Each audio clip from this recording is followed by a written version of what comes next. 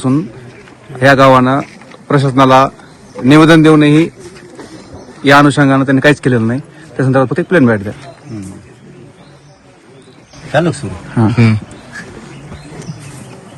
कपिल धारवाडीला आणि या गाव ग्रामस्थांना हमेशा शासनाला प्रशासनाला सांगितलेलं आहे की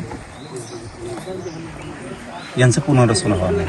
माझ्या माहितीनं 5-7 वर्षापासून या लोकांची मागणी आहे की आमचं पुनर्वसन करा, कारण कुटुंबाच्या जीविताला धोका आहे. इथं हे डोंगराच्या कडीला गाव आले आणि हे आता इतकं खचलंय की पहिल्यांदा बघतोय आम्ही 7 फूट खचलेलो 7 फूट खचलेले. शासनाला सुद्धा प्रशासनाला आणि शासनाला शॉट बसल. खरंच जर असं माहिती प्रत्यक्ष येऊन जर बघितली तर स्थानिक प्रशासनानं योग्य अहवाल सरकारला देणं गरजेचं आहे.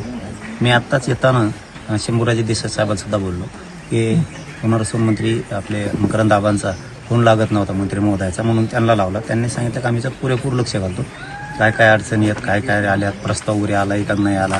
आमचं म्हणणं आहे की यांना आता तुम्ही तातडीनं ताबा देणं खूप गरजेचं आहे. तुम्ही जर हस्तांतरित केलंय गायरान इथलं तर ते गावकऱ्यांच्या ताब्यात देणं खूप गरजेचं आहे. म्हणजे त्यांना तिथं जनावरं बांधता येतील, शेड मारता येतील किंवा राहता तर येईल.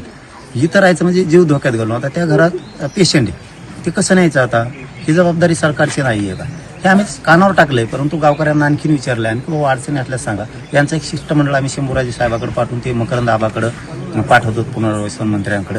आता त्यांचे ज्या दिवशी सांगतील त्या दिवशी त्यांना पाठवतो. आम्ही तर सांगितलं आणि लावून धरून लवकर होईल. पण तुम्ही गावकऱ्यांना सुद्धा जीवाला जपावा, कारण हे संकट असं सांगून येत नसतं. उगाच आपण धाडस करू नका कसं, पण आपण हे लावून धरू इथलं आणि न्याय 100% देणार आहे. 100% या गावाला न्याय देणार.